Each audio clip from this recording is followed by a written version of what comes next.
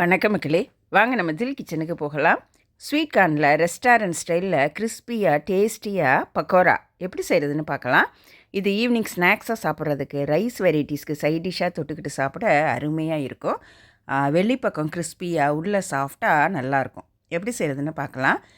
இதுக்கு நாம் sweet corn 3 எடுத்துக்கிறோம். இந்த தோலெல்லாம் உரிச்சிட்டு அந்த நாரெல்லாம் எடுத்துட்டு நல்ல ஒரு ஷார்ப்பான கத்தியினால் இந்த மாதிரி கட் பண்ணால் அந்த சோளம் எல்லாம் எடுத்துடலாம். இல்லை சோளம் உரிக்கிறது இருந்தாலும் நம்ம அப்படி எடுத்துக்கலாம். இப்போ 3 கார்ன்லேருந்தும் அந்த சோளம் எல்லாம் எடுத்தாச்சு. இதை ஒரு மிக்ஸி ஜாரில் சேர்த்துக்கலாம். இதோட ஒரே ஒரு பச்சை மிளகாய் பொடியாக கட் பண்ணி சேர்த்துக்கலாம். ஸ்ப்ரிங் ஆனியன் ஒன்று சேர்த்துக்கலாம் ஒரு ஃப்ளேவருக்கு. பூண்டு பல் 2 பொடியாக கட் பண்ணி அதையும் சேர்த்துக்கலாம். இப்போ இதை கொரன்னு அரைச்சிட்டு வந்துடலாம். இதை ஒரு பவுலில் சேர்த்துக்கலாம். தண்ணி சேர்க்க வேண்டாம். இதோட 3/4 கப்புக்கு அரிசி மாவு சேர்த்துக்கலாம். Soya sauce 1 table spoon, salt 1/2 teaspoon சேர்த்துருக்குறேன். இதோட பெரிய வெங்காயம் ஒன்று பொடியாக கட் பண்ணி சேர்த்துக்கலாம். ஒரு கையளவு பச்சை கொத்தமல்லி வாஷ் பண்ணிவிட்டு பொடியாக கட் பண்ணி சேர்த்துக்குவோம். தயிர் 1/4 கப் அளவு சேர்த்துக்கலாம். நம்ம 200 ml டம்ளரில் 1/4 கப் சேர்த்தா சரியாக இருக்கும். இப்போது தண்ணி சேர்க்காம இது எல்லாத்தையும் நல்லா பிசைஞ்சிக்கலாம். நம்ம தயிர் வெங்காயம் இதெல்லாம் இருக்கிறதுனால தண்ணி சேர்க்க வேண்டாம். இப்போ நல்லா பிசைஞ்சாச்சு. நமக்கு பக்கோடா மாவு ரெடி ஆகிடுச்சு. அடுப்பில் பொரிக்கிறதுக்கு எண்ணெய் காய வச்சுருக்குறோம்.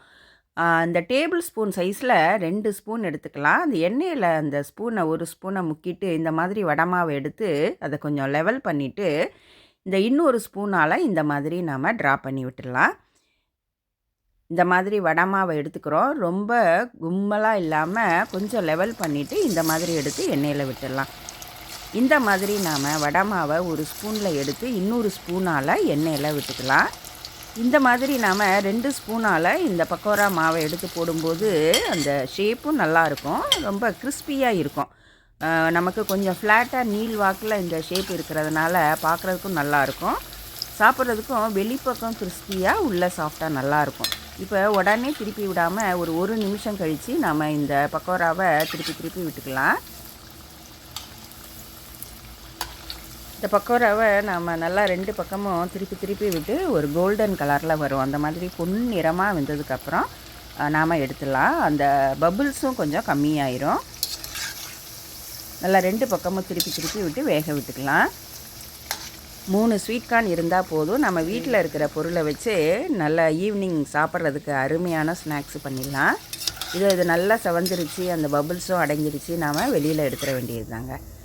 அவ்வளோதான், நமக்கு சூப்பரான ஸ்வீட் கார்ன் பக்கோடா ரெடி ஆகிடுச்சு. இதே மாதிரி நாம் மற்ற பக்கோடா மாவையும் இந்த மாதிரி ஸ்பூனால் எடுத்து இப்படி நம்ம எண்ணெயில் போட்டு பொரித்து எடுத்துக்கலாங்க.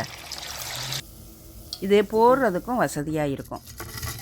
அவ்வளோதான், நமக்கு ஸ்வீட் கார்ன் பக்கோடா ரெடி ஆகிடுச்சு. இதுக்கு மேலே கொஞ்சம் கருவேப்பிலை 2 பச்சை மிளகாயை இந்த மாதிரி எண்ணெயில் பொரித்து போடும்போது வாசனையாக இருக்கும். அதோட கலர்ஃபுல்லாக அட்ராக்டிவாகவும் இருக்கும். இந்த ஸ்வீட் கார்ன் பக்கோடா ஒரு கெச்சப்போடு பரிமாறும்போது ஹோட்டல் ஸ்டைலில் அந்த டேஸ்ட்டும் ரொம்ப அருமையாக இருக்கும். நீங்கள் அவசியம் இந்த ஸ்வீட் கார்ன் பக்கோடா செஞ்சு பார்த்துட்டு உங்கள் கமெண்ட்ஸை கீழே கமெண்ட் செக்ஷனில் கொடுங்க. இது வரைக்கும் சப்ஸ்கிரைப் பண்ணலைன்னா சப்ஸ்கிரைப் பண்ணிவிட்டு அந்த நோட்டிஃபிகேஷன் பட்டனையும் ப்ரெஸ் பண்ணிடுங்க. நன்றி, வணக்கம்.